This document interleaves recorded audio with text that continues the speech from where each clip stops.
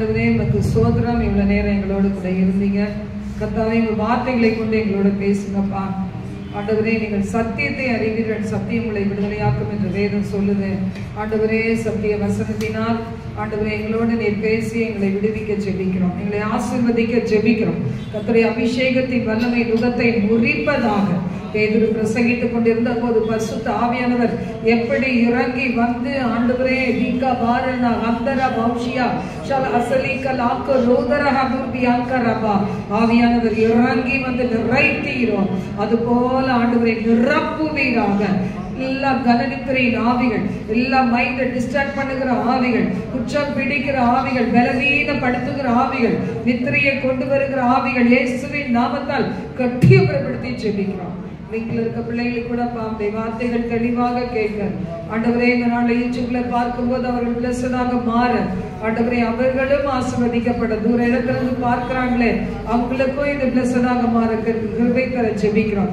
எங்களோடு தங்கியிருங்க இயேசுவின் மூலம் பிதாவே, ஆமென் ஆமென். இந்த நாள் நாம் பார்க்க போகிற செய்தியின் தலைப்பு ஆலோசனை கர்த்தருக்கு செவி கொடுக்கிறோமா என்கிற தலைப்புல நம்ம பார்க்க போகிறோம். நம்முடைய ஆண்டவர் யார் என்று வேதம் சொல்லுகிறது. ஏசாயா அதிகாரத்துல நாம் வாசிக்கும் போது 9ஆம் அதிகாரம் 6ஆம் வசனம் சொல்லுகிறது, ஆண்டவராகிய கர்த்தரை பற்றி, நமக்கு ஒரு பாலகன் பிறந்தார், நமக்கு ஒரு குமாரன் கொடுக்கப்பட்டார், கர்த்தத்துவம் அவர் தோளின் மேல் இருக்கும், அவர் நாமம் அதிசயமானவர், ஆலோசனை கர்த்தர், வல்லமையுள்ள தேவன், நித்திய பிதா, சமாதான பிரபு என்னப்படும். அவருடைய பெயர் இல்ல ஒண்ணு என்னதுன்னா ஆலோசனை கர்த்தர். ஏன் நமக்கு ஆலோசனை கொடுக்கிறார்? அவர் தகப்பனாய் இருக்கிறார், பிதாவாகிய தேவன், ஆண்டவராகிய இயேசு கிறிஸ்து. அவர் என்ன செய்கிறார்னா நம்மோடு இருந்து நம்மள நல்ல செம்மையான பாதையில நடத்தி ஆசீர்வாதமாக வைக்கணும்ன்றதை கர்த்தர் விரும்புகிறார். ஏன்னா இந்த உலகத்துல நம்மள திக்கச்சொல்லாக விடுகிறது ஆண்டவருடைய சித்தம் கிடையாது. நான் உங்களை திக்கச்சொல்லாக விட மாட்டேன்னு சொல்லி இருக்கிறார் பாருங்க. ஒரு தாய் தகப்பன் அவங்க உயிரோடு இருக்கிற காலங்கள் வரைக்கும், ஒருவேளை அந்த பிள்ளைகள் அந்த தாய் தகப்பனை ஏற்றுக்கொள்ளுகிற காலங்கள் வரைக்கும் நம்ம எப்படி இருக்கிறோம்? நம்முடைய பிள்ளைகளுக்கு நாம தான் எல்லாமா இருக்கிறோம் பாருங்க. ஒருவேளை தகப்பன் வேலைக்கு போயிட்டாலும் அந்த தாய் என்ன செய்யறாங்க, அந்த பிள்ளைக்கு உடம்பு சரியில்லைனாலும், அந்த பிள்ளை நல்லா படிக்கலனாலும், ஒருவேளை பேரண்ட்ஸ் டீச்சர்ஸ் மீட்டிங் ஆனாலும், எதுனாலும், ஒரு காலேஜுக்கு ஒரு சீட் எடுக்கிறதுனால எல்லாத்துக்கும் அந்த தாய் என்ன செய்யறாங்க, உத்தரவாதம் எடுத்து பொறுப்பு எடுத்து எப்படி செய்யறாங்களோ. ஏன்னா என்னுடைய பிள்ளைகளுக்கு நாங்க தானே செய்யணும். ஒருவேளை தகப்பன் வேலைக்கு போறாங்க, பிசினஸ் பண்றாங்க. சில குடும்பங்கள்ல தகப்பன் பொறுப்பு இல்லாம இருப்பாங்க, அவங்களுக்கு தெரியாம இருக்கலாம், இல்ல சில பேர் பொறுப்பு இல்லாம இருக்கலாம், சில பேர் பாவங்கள்ல இருக்கலாம். அப்ப பாருங்க, சில குடும்பத்துல இருக்க சாபங்கள் நிமித்தமாக அந்த குடும்பத்தினுடைய தலைவனுக்கு அதெல்லாம் ஒண்ணும் தெரியாம இருக்கலாம். அப்ப அந்த இடத்துல குடும்ப தலைவியா இருக்கிறவங்க என்ன செய்யறாங்க, அந்த பொறுப்பை எடுத்து செய்யறாங்க. அப்போ அப்படிப்பட்ட நிலைமையில இருக்கலாம்.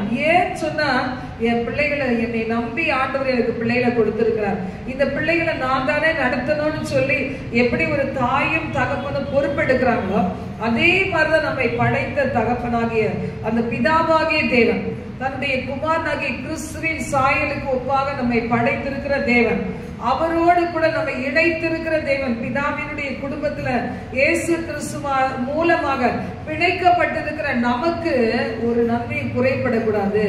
நான் என்னுடைய பிள்ளைகளை நான் இறுதி பரியந்தம் நடத்தணும்னு அவர் என்ன செய்யறாரு, வாஞ்சையுள்ள தேவனாய் நமக்கு ஆலோசனை கொடுக்கிறார். நமக்கு ஆலோசனை கொடுப்பதற்காக தான் பரிசுத்த ஆவியானவரை கொடுத்திருக்கிறார். பரிசுத்த ஆவியானவர் உங்களிடத்துல வரும்போது பாவத்தை குறித்தும் நீதியை குறித்தும் நியாய தீர்ப்பை குறித்தும் கண்டித்து உணர்த்துகிற தேவன்.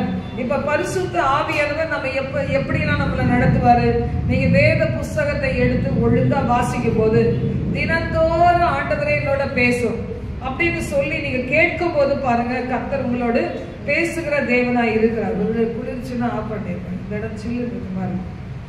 பாருங்க, கர்த்தர் என்ன செய்கிறாரு, நம்மோடு பேசுகிறார். ஏன் நம்ம கூட ஆண்டவர் பேசுறாருன்னா, நமக்கு மாத்திரம் ஏன் ஆலோசனை கொடுக்கிறார்? சில நேரத்துல எல்லாத்துக்குமே டிக் மார்க் போட மாட்டார், எல்லாம் செய்ய சொல்ல மாட்டார். சில இடத்துல என்ன செய்யறாரு, செய்ய வேணான்னு தடுத்து நிறுத்துறாரு. எதுக்காக அப்படின்னு நம்ம வாசிக்கும் போது எபிரேயர் அதிகாரத்துல பார்க்கிறோம். 12ஆம் அதிகாரத்துல நம்ம வாசிக்கும் போது பாருங்க, 7ஆம் வசனத்துல இருந்து நம்ம வாசிக்கலாம். யாராவது ஒருத்தர் வாசிங்க. நீங்கள் சிற்சையை சகிக்கிறவர்களாய் இருந்தால் தேவன் உங்களை புத்திரராக எண்ணி நடத்துகிறார். தகப்பன் சிற்றியாத புத்திரன் உண்டோ? எல்லாருக்கும் கிடைக்கும் சிற்றை உங்களுக்கு கிடைக்காம இருந்தா நீங்க தேசியின் பிள்ளைகளாய் இருப்பீர்கள் அப்படின்னு இருக்கு பாருங்க. இது நம்ம நிறைய நேரம் படிச்சிருக்கோம். நமக்கு எப்படி தோணும்னா, நான் நினைச்ச பாதையெல்லாம் கர்த்தர் சாங்ஷன் பண்ணணும், எதை தீர்மானிக்கிறோம்னோ அதெல்லாம் நடந்துடணும். அப்படி இருந்தா நம்ம ஆண்டவர் நல்லவர்னு சொல்லுவோம். ஆனா சில நேரத்துல ஆண்டவர் நம்முடைய வாழ்க்கையில என்ன செய்யறாரு, குறுக்கிடுகிறார். குறுக்கிட்டு எந்த பாதை அவருக்கு வேணாம் அப்படின்னு தோணுதோ அந்த பாதைக்கு தடுத்து நிறுத்துகிறார்.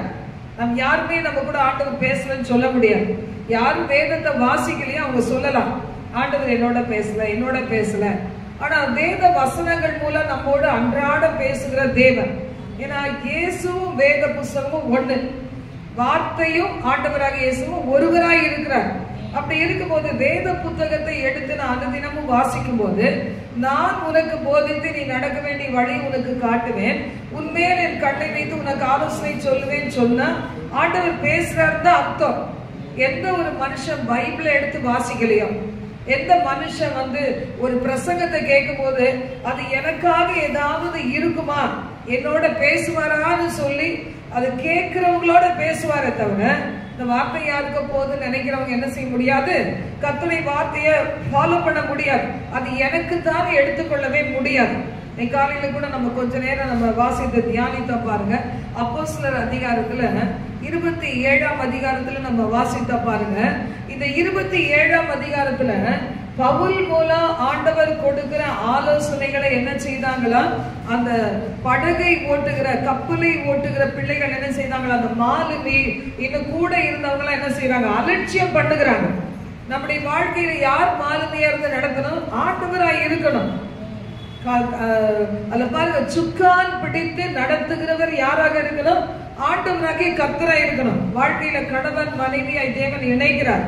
கணவன் மனைவியாய் இணைத்து பிள்ளைகளை கொடுத்து நடத்துகிறார். அப்போ அந்த சுக்கான் பிடித்து நடத்துகிறது கர்த்தராய் இருக்கணும். இந்த இடத்துல நம்ம பார்க்கிறோம், இதுல பவுல் சொல்லுகிற அந்த ஆலோசனைய அவங்க என்ன செய்யறாங்க, அதை தடுத்து அதை என்ன செய்யறாங்க, அலட்சியம் பண்ணி அவங்க என்ன செய்யறாங்க. இவங்க எப்படி அப்போஸ்தலர் 27:1 நம்ம வாசிக்கும் போது, நாங்கள் இத்தாலியா தேசத்துக்கு கப்பல் ஏறி போகும்படி தீர்மானிக்கப்பட்ட போது பவுலையும் காவலில் வைக்கப்பட்டிருந்த வேறு சிலரையும் அகுசு பட்டாளத்தை சேர்ந்த யூலியு என்னும் பெயர் கொண்ட நூற்றுக்கு அதிபதியிடத்தில் ஒப்புவித்தார்கள். இப்ப இவங்கெல்லாம் ஒரு கைதியாக ஒப்புவிக்கப்பட்டவங்க. இவங்க என்ன சொல்றது, இவங்களுக்கு என்ன வேணா, அவங்களுக்கு ஒருவேளை திறமை இருக்கலாம், ஆனா இவங்க சொல்றத நம்ம என்ன கேட்கறது. அப்ப அப்போஸ்தலனாகிய பவுல் சொல்றாரு, இப்ப நம்ம நம்ம பிரயாணம் பண்ணனா இந்த பிரயாணத்துல கொஞ்சம் சேதம் உண்டாகும்னு சொல்லும் போது அவங்க என்ன செய்யறாங்க, அப்போ அதுல ஒண்ணும் நடக்காது அப்படின்னு சொல்லி என்ன செய்யறாங்க. 9ஆம் வசனம் சொல்லுகிறது, வெகு காலம் சென்று உபவாச நாடும் கழிந்து போனபடினால் இனி கப்பல் யாத்திரை செய்கிறது மோசத்திற்கு ஏதுவாய் இருக்கும் என்று பவுல் அவர்களை நோக்கி, மனுஷனே, இந்த யாத்திரையினாலே சரக்குக்கும் கப்பலுக்கும் மாத்திரம் அல்ல, சத்தமா ஒருத்தர வாசிக்க, இல்ல நானே வாசிக்கிறேன், நம்முடைய ஜீவனுக்கும் வருத்தம் மிகுந்த சேதம் உண்டாயிருக்கும் என்று காண்கிறேன் என்று சொல்லி அவர்களை எச்சரித்தார். அப்ப பவுல் எச்சரிக்கிறார். சில நேரத்துல பாத்தீங்களா, சபையில ஊழியக்காரங்க எச்சரிப்பாங்க. நீங்க படிக்கும் போது கர்த்தருடைய ஆவியானவர் உங்களை எச்சரிப்பார். ஆனா இதுல பாக்குற 16ஆம் வசனம், நூற்றுக்கு அதிபதி பவுலினால் சொல்லப்பட்டவைகளை பார்க்கிலும் மாலுமியையும் கப்பல் எஜமானையும் அதிகமாய் நம்பினான். அதனால பாத்தீங்கன்னா அவங்க என்ன செய்யறாங்க, நீங்க பிரயாணப்பட்டு போறாங்க, என்ன சொன்னாலும் என்ன செய்யல, அந்த பயணத்தை கொஞ்ச நாள் என்ன செய்யல, தடுத்து நிறுத்தவில்லை. ஒவ்வொரு டைமும் ஆண்டவர் நம்மளோட பேசுவார். வசனம் சொல்லுகிறது, உங்களுக்கு ஒருவேளை உபத்திரவம் வரலாம், கஷ்டங்கள் வரலாம், ஆனா உங்களுடைய போதகர்கள் ஒரு நாள் மறைந்திருக்க மாட்டார்கள். உங்களுடைய போதகர்களை உங்களுடைய கண்கள் காணும், காது கேட்கும், வலது புறம் இடது புறம் சாயும் போதும் வழி இதுவே என்று சொல்லுகிற உங்களுடைய போதகரின் சத்தத்தை நீங்கள் கேட்பீர்கள். இது ஒரு பெரிய பாக்கியம் பாருங்க. இன்னைக்கு இயேசுவை இரட்சகராக அறியாத பிள்ளைகள், இயேசுவை தெய்வமாக அறியாத பிள்ளைகளுக்கு கொடுக்கப்படாத ஒரு பெரிய பாக்கியம் தேவ பிள்ளைகள் நமக்கு கொடுத்திருக்கிறார். நம்மோட ஆண்டவர் பேசுவார். ஆனா இந்த இடத்துல பவுலுடைய ஆலோசனைகளை புறமே தள்ளி என்ன செய்யறாங்க? கப்பல் மாலுமி அவன் சொல்லுகிறத தான் பெருசா நினைச்சு பிரயாணத்தை தொடங்கும் போது பாருங்க, அந்த ஒரு இடத்துல பிரயாணத்துல என்ன வருகிறது? கஷ்டங்கள் வருகிறது. கஷ்டம் வரும்போது இவங்க என்ன செய்யறாங்களா? அந்த கஷ்டத்து நடுவுல கூட என்ன செய்யல? ஆலோசனையை கேட்டு சரி நம்ம கீழே விழுந்துட்டோம், ஆனா எழுந்து நிமிர்ந்து நிற்கணும்னு சொல்லி அவங்களுக்கு என்ன வரல? ஒரு அறிவு வரல. பாருங்க, யோனாவுடைய காலத்துல கூட பாருங்க, தேவ சித்தத்துக்கு விரோதமாய் போகும்போது அந்த கடல்ல என்ன உண்டானது? அது ஒரு கடுமையான பெருங்காற்று உண்டானது. அந்த கப்பல் சேதம் உண்டாகத்தக்க அளவுக்கு அந்த தண்ணீர் மோதி அடித்து கடலில அந்த கப்பலுக்குள்ளெல்லாம் வந்ததுலாம் நம்ம பாக்குறோம். இங்கே கூட தேவ சித்தத்துக்கு விரோதமாய் போகும்போது இவங்க என்ன செய்யறாங்க? பெரிய காற்று, புயல் காற்று, இதையெல்லாம் அவங்க சந்திச்சு என்ன செய்யறாங்க?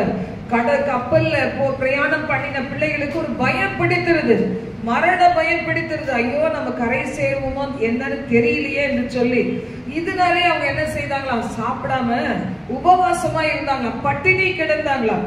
இன்னைக்கு நம்ம கூட பாத்தீங்கன்னா சில நேரம் என்ன செய்வோம்? நம்முடைய சரீரத்தை சரியா கவனித்துக் கொள்ள மாட்டோம், பட்டினி இருப்போம், கோபத்தினால பட்டினி போடுவோம். சிலது நினைச்சது நடக்கலன்னா சில பேர் பட்டினியா இருப்பாங்க. நான் என்னத்துக்கு சாப்பிடணும்? எலியா பாத்தீங்களா, நான் ஒரு பொம்பளை கையில அகப்பட்டு அவ என்னை கொல்றதை விட நானே சாப்பிடுறேன் அப்படின்னு முடிவு எடுத்து பாத்தீங்களா, வனாந்தரத்துக்கு போய் அவன் என்ன செய்யறான்? போதும் கர்த்தாவே என் ஆத்துமாவை எடுத்துக்கொள்ளும், எல்லாம் செத்து போயிட்டாங்க, நான் ஒருத்ததான் மிகுதியா இருக்கிறேன், தீர்க்கதரிசிகள் எல்லாத்தையும் போட்டு தள்ளிட்டாங்க, இனி நான் மட்டும் இருந்து என்ன சாதிக்க போகிறேன் அப்படின்னு சொல்லி பாத்தீங்கன்னா அவன் என்ன செய்கிறான்னா, போதும் கர்த்தாவேன்னு சொல்லி அவன் படுத்து படுத்து தூங்குறான். நீங்க துக்கமும் தூக்கமும் ரெண்டும் ஒன்னா கை கோத்துக்கொள்ள நீங்க பாத்திருக்கீங்களா? எக்ஸ்பீரியன்ஸ் தான் சொல்றேன். சில நேரம் நம்முடைய துக்கம் நிறைய ஆயிடுச்சுன்னா என்ன செய்வோம்? காரணமே நம்ம படுத்து உறங்குவோம். பார்த்திருக்கீங்களா? அந்த தூக்கம் போயிட்டே இருக்கும், எழுந்துவோம், சாப்பிடுவோம், தூங்குவோம். இதே மாதிரிதான் நிறைய நேரத்தில் நம்முடைய வாழ்க்கையில நடந்திருக்குது. இங்க கூட எலியா அப்படிதான் செய்தான்.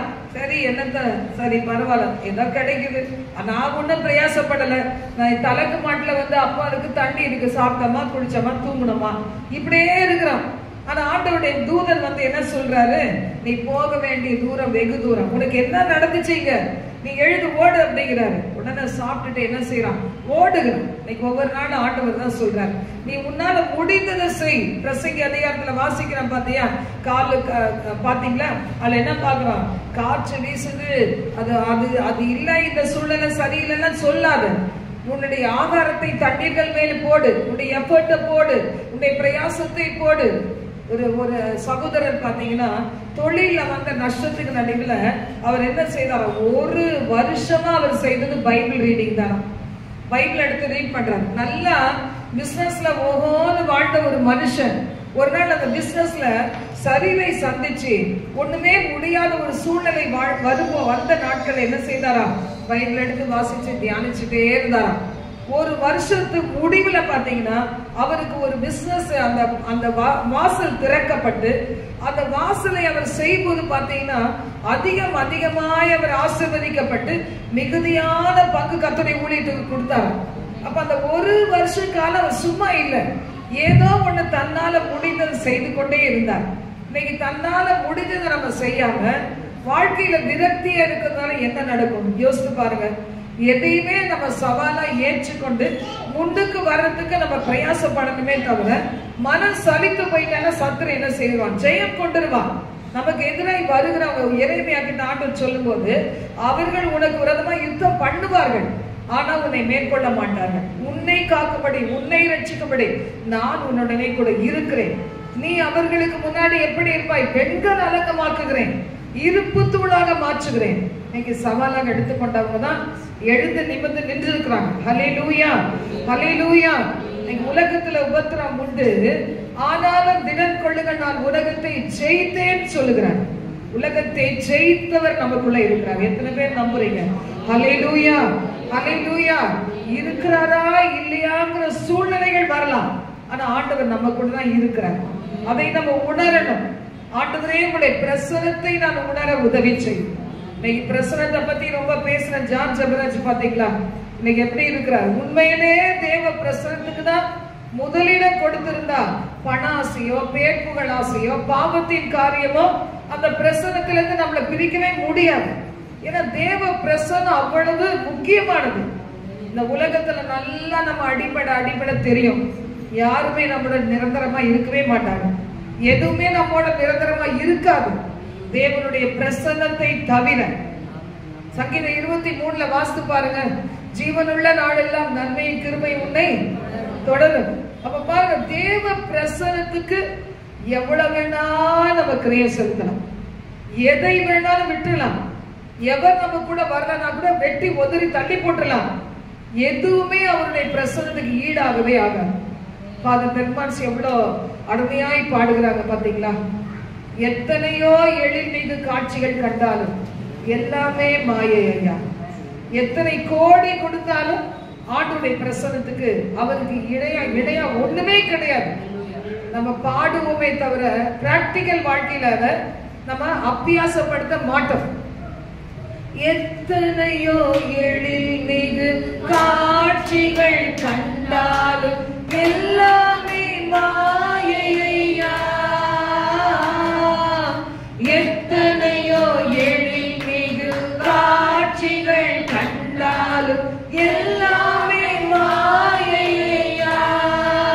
தண்ணீரே ஊற்று தண்ணீரே, தண்ணீரே ஊற்று தண்ணீரே, உன்னதியில் ஒவ்வொரு நாளும் நான் மூழ்கணுமே. உன்னதியில் ஒவ்வொரு நாளும் நான் மூழ்கணுமே. உன் சமூகமே என் பாக்கியமே, உன் சமூகமே என் பாக்கியமே. ஓடி வந்தே உமை நோக்கிட, ஓடி வந்தே உமை நோக்கிட, உன் குரல் கேட்க, உன் குரல் கேட்க ராஜா இயேசு ராஜா, ராஜா இயேசு ராஜா. பல கோடி செல்வங்கள் என்னை தேடி வந்தாலும் உமக்கது ஈடாகுமோ? பல கோடி செல்வங்கள் என்னை தேடி வந்தாலும் உமக்கது ஈடாகுமோ? செல்வமே ஒவ்வொரு செல்வமே, செல்வமே ஒவ்வொரு செல்வமே, நல் உணவே நாளெல்லாம் உன் நினைவே, நல் உணவே நாளெல்லாம் உன் நினைவே. உன் சமூகமே என் பாக்கியமே, உன் சமூகமே என் பாக்கியமே. ஓடி வந்தே உமை நோக்கிட, ஓடி வந்தே உமை நோக்கிட, உன் குரல் கேட்க, உன் குரல் கேட்க ராஜா இயேசு ராஜா, ராஜா இயேசு ராஜா. ஹல்லேலூயா. நான் தேவ பிள்ளைகளுக்கு விரோதமா நமக்கு தெரிஞ்ச பக்கத்துல இருந்து பிரச்சனை கிடையாது. அநேக பக்கத்துல இருந்து கர்த்தருடைய பிள்ளைகளுக்கு விரோதமா பிரச்சனைகள் இருக்கிற காலம்தான் இது. நடுவுல நம்ம எப்படி இருக்கணும்? கீழே விழுந்தாலும் எழுந்து நிமிர்ந்து நிற்கிறவர்களாக இருக்கணும். கர்த்தருடைய வார்த்தை சொல்லுங்க, தளர்ந்த கைகளை திடப்படுத்தி தள்ளாடு முழங்கால்களை பலப்படுத்துகிற நேரம் இது. இன்னைக்கு காலாட்களோட நம்ம நடக்கும் போதே நடந்துதான் போறோம். இதுலயே நமக்கு வர பிரச்சனை தாழ முடியல. கொஞ்சம் கண்ணை ஏறெடுத்து பார்த்தா எவ்வளவு பேர் எவ்வளவு பாதிக்கப்பட்டவங்க இருக்கிறாங்க பாருங்க. எனக்கு ரொம்ப அரசியல்லாம் ரொம்ப தெரியாது. நியூஸ் கூட நான் ரொம்ப பார்க்கறது கிடையாது. ஆனா அன்னைக்கு ஒரு நாள் பார்த்தேன். நார்த் சைட்ல பாருங்க, ஒரு ஊழியக்காரர் அவரை ஜெயில அனுப்புறாங்கன்னு நான் நினைக்கிறேன், என்னன்னு தெரியல. கையில ஒரு பைபிள் எடுத்துட்டு சந்தோஷமா அவர் அந்த பைபிளை மட்டும் தூக்கிட்டு போறார். அதே மாதிரி இனி ஒருத்தரையும் பாத்தீங்கன்னா கையில பைபிளை மட்டும் தூக்கிட்டு போற மாதிரி காமிக்கிறாங்க. அப்ப கையில பைபிள் இருந்தா என்ன அர்த்தம்? இயேசுவை கூட்டிட்டு போறோம். இயேசுவின் வார்த்தைகள் என்னோட இருக்குது. பத்மதீவுல யோனாவை பிழைக்க வைத்தது போல அவளை சிறைச்சாலையில போட்டா கூட கையில இருக்கிற பைபிள் அந்த வார்த்தைகள் என்ன செய்யும்? அவளுக்கு வழி காண்பிக்கும், துணையா இருக்கும். ஒரு காலத்துல ஒரு ஊழியக்காரர் ரொம்ப வருஷத்துக்கு முன்னாடி சொன்னார், பழைய ஏற்பாட்டு காலத்துல உள்ள ஒவ்வொரு இன்சிடென்ட், ஒவ்வொரு சம்பவங்களும் இனி வரும் நாட்களுக்கு பிரயோஜனமாகும். காகங்கள் எப்படி எலியாவுக்கு சாப்பாடு கொடுத்ததோ அது மாதிரி உங்களுக்கும் ஒரு நாள் ஒண்ணு வரும். அதையெல்லாம் நீங்க என்ன செய்ய, அதை மனசுல வச்சுக்கோங்க. அதை வைத்து ஜெபிக்கக்கூடிய காலங்களும் பிழைக்கக்கூடிய காலங்களும் வரும்னு சொன்னார். அந்த ஊழியக்காரர் எங்க இருக்கிறாருன்னு எனக்கு தெரியாது. ஆனா அந்த வார்த்தைகள் உண்மையாவே பிரயோஜனமா இருக்குது. இனி வரும் காலத்துக்கு உதவியா இருக்கும்படிதான் அதெல்லாம் எழுதப்பட்டு இருக்குது. ஏதோ பழைய ஏற்பாட்டுல உள்ளது கதை கிடையாது. இன்சிடென்ட், சம்பவங்கள், நடந்த சம்பவங்கள். அதன் மாதிரி நம்ம வாழ வேண்டிய காலங்கள்ல வாழ்ந்து கொண்டு இருக்கோம். இன்னைக்கு என்ன செய்யறோம்? என் கடன் சுமை, என் வட்டி பிரச்சனை, என் புருஷன் இப்படி இருக்காரு, என் புள்ளக்குட்டி இப்படி இருக்குது, இதையே நினைச்சு வாழ்கிற நமக்கு ஒருவேளை யுத்த நாள்னு ஒண்ணு சந்திக்க வேண்டியிருந்தா நம்ம என்ன செய்வோம்? யோசித்து பாருங்க. இன்னைக்கு எல்லாம் மறைமுகமா நடந்துட்டு, எல்லாம் ஒரு நாள் வெளியரங்கமா வரும்போது இன்னைக்கு உலகத்துக்கே வாழுகிற பிள்ளைகளுக்கு அது ஷாக் நியூஸா இருக்கும். மற்றவங்களுக்கு எப்படி இருக்கும்? இதெல்லாம் எதிர்பார்த்த ஒண்ணுதான். எல்லாம் ஒரு நாள் அறை வீட்டுக்குள்ள நடந்தது, இன்னைக்கு வெளியரங்கமா நடக்குது. சகோதரி ஜெபிச்சது போல தேவ பிள்ளைகளுக்கு அநேக காரியங்கள் இதுதான் நடக்கட்டுமே. நம்ம இன்னைக்கு பலன் கொள்ள வேண்டிய நாட்கள். வார்த்தையாகிய மன்னாவை உட்கொண்டு பலனடைய வேண்டிய நாட்கள். பாருங்க, தேவனுடைய ஆலோசனைய மீறி அவங்க பிரயாணத்தை மேற்கொள்ளுகிறாங்க. வந்த விளைவுகளை சந்திக்க முடியல. அவங்க என்ன செய்யறாங்களாம்? சாப்பிடாமலே இருக்கிறாங்களாம்.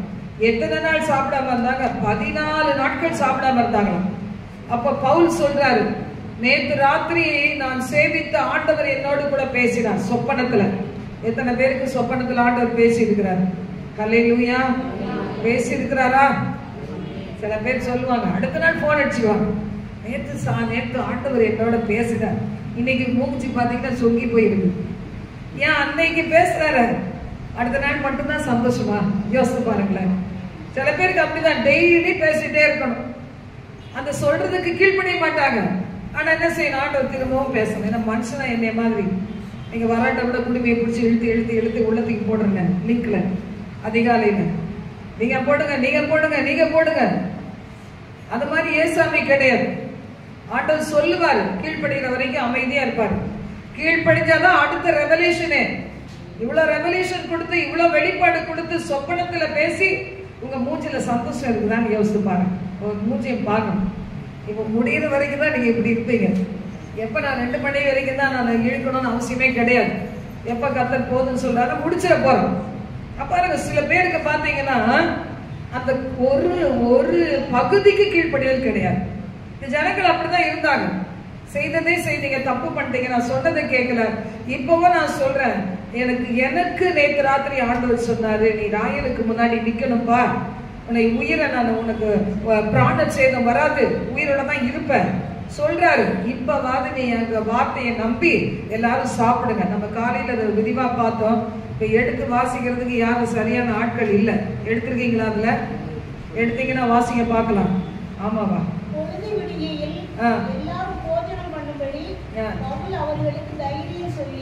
பவுல் சொல்றான், தைரியம் சொல்றான். இன்னைக்கு இந்த பாதையை கடக்கணும்னா உங்க உடம்புக்கு பலம் தேவை. நீங்க ஒரு சகோதரி என்னோட பேசுனாங்க, அவங்க வீட்டுல நிறைய பிரச்சனைகள் சொல்லிக்கிட்டே இருந்தாங்க. பிரச்சனை மேல என்ன பண்ணனே தெரியல. இப்ப பாசிங் டேஸ்ல ரொம்ப நமக்கு பேச முடியல. பாத்தீங்களா? வேண்டாத வார்த்தைகள் பேச முடியாது. என்னடா பண்றது எனக்கு ஒண்ணும் புரியல. சிஸ்டர் ஃபாஸ்டிங் இருங்க சிஸ்டர், வாரத்துக்கு ஒரு நாள் இருங்க சிஸ்டர், போதும் சிஸ்டர், உங்க பிள்ளைங்களுக்காக இருங்க சிஸ்டர் அப்படின்னு சொல்றேன். உபவாசம் இருக்கு, எனக்கு பலன் இல்லை சிஸ்டர். சரி பரவாயில்ல சிஸ்டர், அப்ப என்ன பண்ணுங்க? உபவாசம் இல்லாமலே ஜெபம் பண்ணுங்க. அப்ப நீங்க மத்தியானம் எத்தனை மணிக்கு சாப்பிடுவீங்க? காலையில சாப்பிட்டு பழக்கமே இல்லை சிஸ்டர். அப்ப ஏன் அதை உபவாசமா மாற்றக்கூடாது? பட்டினியா கிடக்குறாங்களே தவிர தேவ சமூகத்துல காத்திருக்க முடியலையா? அப்படி வேலையா? அப்படி வேலை இருந்தா நம்மளால வாயில கம்மு போட்டு அடைச்சா வச்சிருக்கு, வாயில துதிக்க முடியாதா? வாயில சோத்தரிக்க முடியாதா? உபவாச நாளை ஏன் பட்டினி கிடக்கிற நாளை மாத்திக்க முடியாதா? அந்த உபவாச நாள்ல நம்ம என்னெல்லாம் பண்ணுவோமோ அந்த மாதிரி பாவரிக்க பண்ண முடியாதா? மற்றவங்களுக்கு ஜெபிக்க முடியாதா? நம்மளை தாழ்த்த முடியாதா? நம்முடைய மாம்சத்தை அடக்கிறதுக்கு ஆண்டவர்கிட்ட சொல்ல முடியாதா? அவங்க பாருங்க கடைசி வரைக்கும் பேசுறாங்களே தவிர எனக்கே ரொம்ப டயர்டாகி போயிடுச்சு. சரி சிஸ்டர் நான் ஜோம் பண்ணிக்கிறேன், வச்சிருங்க. ஏன்னா அந்த அளவுக்கு எனக்கு அங்க வலிக்குது இங்க வலிக்குது, மொத்தத்துல வலிக்குது. எனக்கு சொல்றதை பார்த்த உடனே எங்கேயாவது ஹார்ட் பிரச்சனையா இருக்கும் அப்படின்னு ஒரு டவுட்டே வந்துருச்சு. அப்புறம் ஜெபிக்கும் போது டங்ஸ்ல பேசி அந்நிய பாஷையில பேசும்போது ஆவியான ஒரு கடிந்து ஜோம் பண்ண சொன்னா கடிந்து ஜோம் பண்ணிட்டு வச்சுட்டேன். அப்பா விட்டா போதும் பண்ண விட்ட உடனே வச்சுட்டேன். அப்புறமா மெதுவா சாயந்தரம் மெசேஜ் அடிக்கிறாங்க, சிஸ்டர் அந்த செகண்ட் என்னை விட்டு அந்த வியாதி போயிடுச்சு. அப்ப ஆண்டவர் பாருங்களேன், நீங்க என்னதான் முரண்டு பிடிச்சாலும் பாவம் பார்த்து அற்புதம் செய்யறாரு. அப்ப அந்த ஆண்டவருக்கு நம்ம எவ்வளவு நன்றியோட இருக்கணும், உற்சாகமான இருதயத்தோட அவர் கையை பிடிச்சிட்டு நடக்கணும். பாருங்க, அன்னைக்கெல்லாம் எனக்கு யாரும் சொல்லி கொடுக்கறதுக்கு ஆள் இல்லை. அந்த வாழ்க்கையினுடைய கஷ்டங்கள் தான் அனுபவங்களா மாறிச்சு. அந்த அனுபவத்து வழியா கர்த்தர் சொன்னதுதான் இன்னைக்கு கிருபையா அவங்க மேல எல்லாம் இறக்கம் வச்சு உங்களுக்கு கிருபையா கர்த்தர் உடனே விடுதலையை கொடுக்கிறார். இதுக்கு பேர் வரமா வல்லமையான்னு எனக்கு தெரியாது, கிருபை மட்டும் தான் நான் நம்புறேன். உங்களை கூட இந்த ஒரு பாதையில போறீங்க பாத்தீங்களா, கஷ்டமான பாதை. என்ன சொல்றீங்க? யாரும் விளங்கிக்கல அப்படி முறுமுறுக்காதீங்க.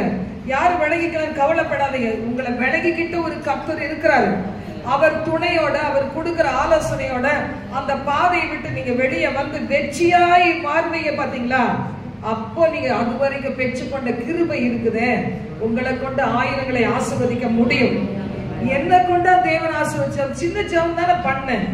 அந்த மாதிரி ஒரு சிஸ்டர் இருக்காங்களா இல்லையா தெரியும். காலையில் 5:30 மணிக்கு நான் ஊழியத்துக்கு கனெக்ஷன் கொடுக்க முன்னாடி நான் யார்கிட்டையும் ரொம்ப பேச மாட்டேன். எனக்கு டைமே பத்தாது. அது 3 மணிக்கு எழுந்தாலும் டைம் பத்தாது, 4 மணிக்கு எழுந்தாலும் டைம் பத்தாது. நான் சொல்றேன், ஆண்டவரே இன்னும் ஜெபமே முடிக்கலையே. எவ்வளவு இருக்குது பாருங்க. நம்ம என்ன செய்யறோம்? 1 மணி நேரம் ஜெபிக்கிறதுக்கு யோசிக்கிறோம். எப்படின்னா 1 மணி நேரம் ஜெபிக்கிறது, எனக்கு டைமே பத்துறது இல்லை.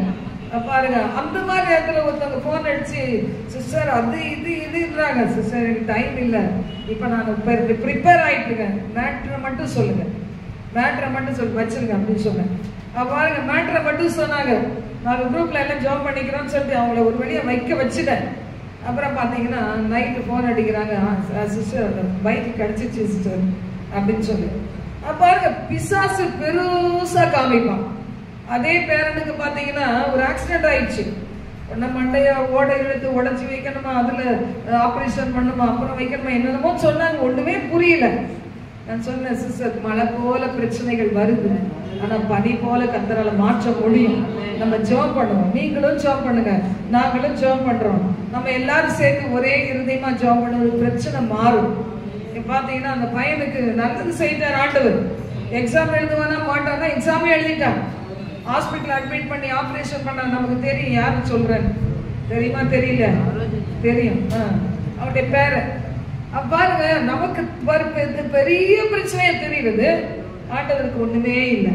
இந்த ஜாதி பிசாசு உபவாசத்தினாலும் ஜபத்தினாலும் ஒன்றினாலும் போகாது. நான் இருக்க இடத்துல உபவாசிக்காம ஜெபிக்காம வாழவே முடியாது. ஆனா உபவாசிக்க தான் விடாது. ஆரம்ப நாட்கள்ல பாத்தீங்கன்னா எனக்காக ஒரு ஊழியக்காரர் ரொம்ப அதிகமா ஜெபிச்சிருக்காங்க, அதிகமா என்கரேஜ் பண்ணியிருக்காங்க. உபவாசித்தாதான் முடியுங்கிறத எனக்கு புரிய வைக்கிற விதத்துல அவனுடைய மெசேஜஸ் கேட்கும் போது நினைச்சேன், ஐயோ இது மோசமான இடத்துல இருக்கிறோம் அப்படின்னு சொல்லி. பாருங்க, நான் பெரிய உபவாச வீரர்கள்லாம் கிடையாது, ஒரு சிலர் இருக்கிறாங்க, நான் அப்படி கிடையாது. நான் ஆண்டவர் கிருபையை நம்பி நான் வாழ்ந்து கொண்டு இருக்கிறேன். பாருங்க, அப்படி இருக்கிறதுனால தான் அந்த காம்பவுண்ட்ல நான் வாழ முடியுது. அவ்வளோ விதமான இருளின் கிரிகள் நிறைஞ்ச இடம். அங்கெல்லாம் தாக்கு பிடிக்கிறதுனால இங்கெல்லாம் நம்ம ஊழியம் செய்ய முடியும். ஒரு தீமை கூட நாங்க ஒரு வேஸ்டே போவாது. நீங்க சந்திக்கிற கஷ்டங்கள் வீணே போவாது. கிருபை மேல கிருபையை தேவன் கொடுத்துட்டே இருப்பாரு பாருங்க.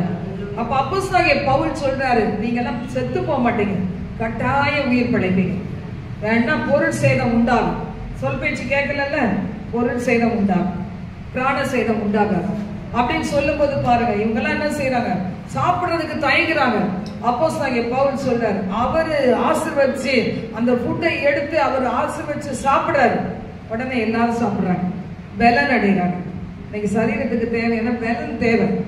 சில பேர் தனியா இருந்தா சரியா சாப்பிடவே மாட்டாங்க, கஞ்சி சாப்பிட்டுப்பாங்க. தண்ணி ஊற்றி ஊறுகாய் வச்சா கூட டேஸ்டா தான் இருக்கு. வயிற்றுக்குள்ள போய் அது அப்புறம் வேற பிரச்சனை என்னதான் தெரியும். அப்படிதானே? நான் ஒரு காலத்துல என் ஹஸ்பண்ட் டயாலிசிஸ் பண்ணும்போது நாங்க சரியா சாப்பிட்டதே கிடையாது. என் ஹஸ்பண்ட்க்கு கீரை சாப்பிடக்கூடாது, வாழைப்பழம் சாப்பிடக்கூடாது, சில ஃப்ரூட்ஸ் சாப்பிடக்கூடாது. அப்ப பாத்தீங்கன்னா உப்பு சரியா சாப்பிடக்கூடாது. நானும் அவங்களோட சேர்ந்தே டயட் சாப்பிடுவேன். நாங்க போவோம், போயிட்டு வந்தோடனே என்ன கிடைக்கும்? தயிரும் முட்டையும் மட்டும்தான் கிடைக்கும். தயிர் சாதம், முட்டையை அவிச்சிடுது. அது கூட வேற எதுவும் பண்றதுக்கு டைம் இருக்காது. அப்படியே சாப்பிடுறது, பிஸ்கெட்டை சாப்பிடுறது, எதை கிடைச்சது சாப்பிடுறது. அப்புறம் அது சரியா தூக்குறதே கிடையாது. கடைசியில் கொலஸ்ட்ரால் வந்துருச்சு. அவர் பாருங்க, காய்கறி, கீரை, வாழைப்பழம் எதுவுமே கிடையாது, எந்த ஃப்ரூட்ஸும் கிடையாது. அதனால உடம்பு கெட்டு போகுது, வியாதி தான் வருது. அதுக்கப்புறம் தான் இப்ப என்ன செய்யறது? ஈக்குவலா எல்லா ரேஷியோல சாப்பிடணும்னு கொஞ்சம் கொஞ்சம் கொஞ்சம் கொஞ்சம் செய்யறது. ஒரு நாள் செய்து 2-3 நாள் வச்சுக்கிறது. இதுதான் ஓடிட்டு இருக்க வண்டி. சில பேர் தாங்க கேரே எடுத்துக்க மாட்டாங்க பாருங்க. அதுக்கப்புறம் என்ன செய்வாங்க? எலியா மாதிரி நான் போறேன்னு போகிறதுக்கு இல்லை.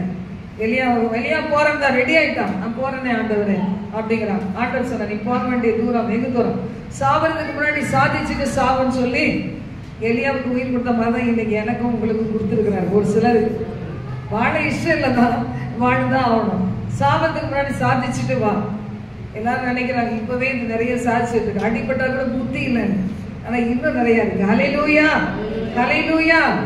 எந்த திட்டமும் நமக்குன்னு கிடையாது, கர்த்தர்கிட்ட இருக்கு. நம்முடைய காலங்கள் அவர் கையில இருக்கு. ஒவ்வொருத்தரும் நினைக்கணும். ஒரு சிசுக்கு கிட்னி ப்ராப்ளம் ஆனாலும் வாழ்றாங்க, தனியா வாழ்றாங்க, பல பிரச்சனைல வாழ்றாங்க. நேற்று அவங்ககிட்ட பேசும்போது சொன்னேன், சிஸ்டர் எனக்கு கீழே இருக்கிறதெல்லாம் செத்து போகுது, நம்ம மட்டும் தான் உயிரோடு இருக்கிறோம் அப்படின்னு சொன்னாங்க. சிஸ்டர் சாதிச்சுட்டு போங்களா சிஸ்டர், அதை கேளுங்க சிஸ்டர், அதை கண்டுபிடிக்க சிஸ்டர். அவங்க கிட்ட சொன்னேன், ஆமா சார் கேட்கணும். அதான் நான் கேட்டுட்டு இருக்கேன், ஒன்றும் புரிய மாட்டேங்குது. காலடி எடுத்து வச்சா தானே, என்ன வரங்கள் கொடுக்குறாரு, என்ன வல்லமைகள் கொடுக்குறாரு, உபயோகப்படுத்தினா தானே. முதல்ல ஜெபம் தான். உங்க ஜெபம் கேட்கப்படுதா? அக்கினி இறங்குதா? நீங்க ஜெபிக்கும் போது ஏதாவது நன்மை நடக்குதா? ஜெபம் இல்லாம வெற்றியே கிடையாது. அதுதான் முதல் ஸ்டெப். குடும்பத்தை கட்டினாலும், சபையை கட்டினாலும், அற்புதங்கள் நடக்கினாலும், வெற்றியான ஊழியம் செய்யினாலும் அது ஜெபம் இல்லாதபடிக்கு ஒண்ணுமே கிடையாது. அப்ப பாத்தீங்கன்னா அந்த பவுல் வந்து செய்த அப்படி அவர்களுக்கு முன்னாடி சாட்சியானோன்னு எல்லாரும் நல்லா சாப்பிட்டு என்ன செய்யறாங்க? தெம்பாயிடுறாங்க. ஒரு இடத்துல பாருங்க, படகு கப்பல் போய் உடையுது. உடனே என்ன செய்யறாங்க? அங்க இருக்கிற கட்டையை பிடிச்சிட்டு, அதை பிடிச்சிட்டு எல்லாரும் நீந்த தெரிஞ்சவங்க நீந்தி போறாங்க, மற்றவங்க அதை பிடிச்சிட்டு கரை சேர்றாங்க. கரை சேர்க்கும் தேவன் நம்முடைய தேவன். ஹல்லேலூயா, ஹல்லேலூயா. நம்ம நித்திய ராஜ்யத்துக்கு போக முன்னாடி நமக்கு நிறைய கரை ஏறி ஏறி வெற்றி கொடி நாட்டிட்டு நாட்டிட்டு நாட்டிட்டு போகணும். இந்த கேம்ஸ் எல்லாம் விளையாடுவாங்க பாருங்க, இதை முறியடிக்கும் போது அது ஒரு பாயிண்ட் கிடைக்கும். இப்படி நிறைய பாயிண்ட்ஸ் நம்ம வாங்கி வாங்கி வாங்கி வாங்கி ஆசீர்வாதமாய் வாழ்ந்துதான் இந்த உலக வாழ்க்கையை முடிக்க போகிறோம். எத்தனை பேர் நம்புறீங்க? ஹல்லேலூயா, ஹல்லேலூயா. சரீரத்துக்கு கொஞ்சம் கவனித்துக் கொள்ளணும், கொஞ்சம் நடக்கணும், கொஞ்சம் என்ன செய்யணும்? மனுஷன்ட்ட பேசுறதை குறைக்கணும். பேசி பேசி பேசி பலவீனம், பேசி பேசி பேசி ஜப ஆவியே கிடையாது. அதெல்லாம் விட்டுட்டு நம்மளுக்கு நியமிக்கப்பட்ட வாழ்க்கையில கொஞ்சம் பலன் இருந்தாலும் ஆண்டவருக்காக வாழுவோம். கொஞ்சம் பலன் இருந்தாலும் ஞானத்தோடு நம்ம வாழுவோம். குடும்பங்களை கட்டி எழுப்புறதுக்கு நம்மையே கோதுமை மணியை போல மடியை ஒப்பு கொடுப்போம். பாத கடினமா இருந்தாலும் கர்த்தர் விட்டு விலகவே மாட்டார். யார் விலகினாலும் தேவன் விலகவே மாட்டார். எல்லாரும் உங்களை அழிக்க நினைக்கும் போது உங்களை துளிர்விட செய்கிற தேவன் இருக்கிறார். என் வாழ்க்கையில இந்த சத்துருக்கள் எங்களுக்கு எதிராக எழுப்புறவங்க, எங்க குடும்பத்துக்கு எதிராக, எனக்கு எதிராக எழுப்புறவங்க என்னெல்லாம் தீமையா செஞ்சாங்க எல்லாத்தையும் தேவன் நன்மையா மாற்றினார். ஹல்லேலூயா. அப்படியே அந்நிய பாஷைகளை பேசுங்க பார்க்கலாம். கரங்களை உயர்த்தி நீரா பாரா பாலா ராகா தனா ஹமா ரபா ஓஷாலா ரிகதரா துரா பக்தரபா லாக்கரபா. அந்நிய பாஷை இல்லைன்னா ஸ்தோத்திரம் சொல்லுங்க. நீரா பாரா பாலா ஷபா. சின்ன பிள்ளைங்க ஜெபம் பண்ணு.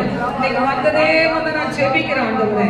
நீ கரந்தனா மீ கலிக லாக ராட ரபா தூனா மரா தனா ஓஷக்கனா மீ கரந்தனா தீதி மீ கரந்தனா மீ யக்கரபா.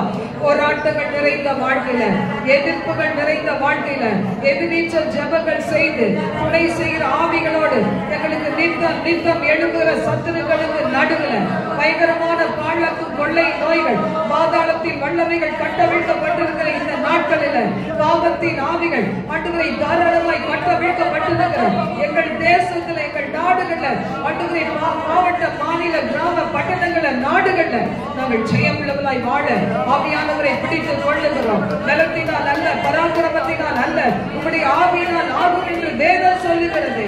ஊரா ஹபரபா விகரபா கததனா ஓஷல நிகதரதரா பரவரவரவ தியங்கரபா. கிருபையை பெற்றுக்கொள்ளுங்க, கிருபையை பெற்றுக்கொள்ளுங்க, கிருபையை பெற்றுக்கொள்ளுங்க, கிருபையை பெற்றுக்கொள்ளுங்க. ஓரா மந்திரகை சக்தினை குரங்கரிதியங்கரபா. யாக்கோபுக்கு விரோதமான மந்திரமாகம் இல்லை, இஸ்ரவேலுக்கு விரோதமான குறி சொல்லுவதும் இல்லை. ஓ ஷல ரக ரக ரக ரக ரக ஓ ஷல நிகதர துர மந்திரபா. குடும்பத்தில் இருக்கிற வறுமை, குடும்பத்தில் இருக்கிற தரித்திரம், ஆண்டவரை வாங்கி சாப்பிட முடியலையே, எங்களுக்கு தேவையான நல்ல ஐட்டம் வாங்க முடியலையே, இன்னைக்கு கூத்து போன கண்களோடு இருக்கிற பிள்ளைகளை வாழ்க்கை ஆண்டவரை மாறுவதாக,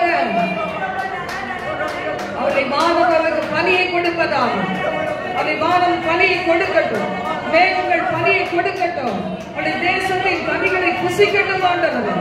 ஊரா பாபா ராபா பாபா ராபா ராபா ராபா ஓ ஷல நிகதரதுர மந்தரபா நீ ஹம்சவல வரவர தியந்தரபா. ஆண்டவரே, தேவையே நம்ம பட்டினி இருக்கிற பிள்ளைகள் உபவாசம் இருந்தா ஜெபிக்கணும், உபவாசம் இருந்தா தனிமையா காத்திருக்கணும், உபவாசம் இருந்தா ஆண்டவரை பைபிளை வாசிக்கணும், உபவாசம் இருந்தா பாவ அறிக்கை செய்யணும், உபவாசம் இருந்தா தாழ்மை படணும், உபவாசம் இருந்தா பிறருக்காகவும் ஜெபிக்கணும். அப்படி இல்லாதது பட்டினி, பட்டினி இருந்தது ஏமாத்தினு தங்களை தாங்களே இராதபடி, அப்படிப்பட்ட ஒரு நாள் கிடைச்சா அந்த ஒரு நாள் வாசிக்கட்டும், அப்படி இல்லைன்னா சாப்பிடட்டும், சரீரத்தை பார்த்துக் கொள்ளட்டும். இயேசுவின் நாமத்தினால் பாழாக்கும் கொள்ளை நோய்களை ஜெயிப்பார்களாக உடைய பிள்ளைகள் ஆண்டவரே.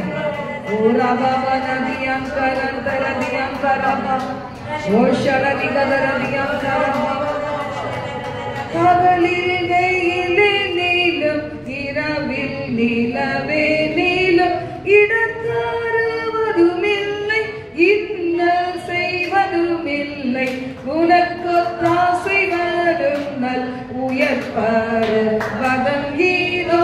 தினமும் மனது நொந்து சிந்தை கலங்குவானே, எனக்கொத்தாசை வரும் நல் உயர்பருவதம் ஈரோ. தீங்கு தொடராதுன்னை, தீமை படராதுன்னை, தாங்குவதுதல் கூடி தாழ்கிடராது படி, உனக்கொத்தாசை வரும் நல் உயர்பருவதம் ஈரோ. கர்த்தர் உன்னை காப்பவராம், கரமதில் சேர்ப்பவராம், நித்திய உடலுக்கு நிழலாயிருப்பவராம், எனக்கொத்தாசை வரும் நல் உயர்பருவதம் ஈரோ. தினமும் மனது நொந்து சிந்தை கலங்குவானே, எனக்கொத்தாசை வரும் நல் உயர்பருவதம் ஈரோ. உங்களையே நோக்கி பார்க்கிற பிள்ளைகள், அந்த வாழ்க்கையில் அற்புதங்கள் நடப்பதாக, அதிசயங்கள் நடப்பதாக, சத்துருவின் புயங்கள் முறிக்கப்படுவதாக, ஒவ்வொரு பிள்ளைகளையும் வாழ்ந்து சுகித்திருக்க வை. பூமியில் உள்ள வம்சங்கள் எல்லாம் எங்களுக்குள் ஆசீர்வதிக்கப்படுங்கள். எங்களுடைய பிள்ளைகளை ஆசீர்வதிங்க, பலப்படுத்துங்க, சகாயம் செய்யுங்க ஆண்டவரே. சவாலாய் நிறுத்துங்க, தீர்க்காயுசு காலங்களை கொடுங்க. செத்த சிங்கத்தை பார்க்கிற உயிரோடு இருக்கிற நாய் வாசி என்று தேவன் சொல்லுங்க.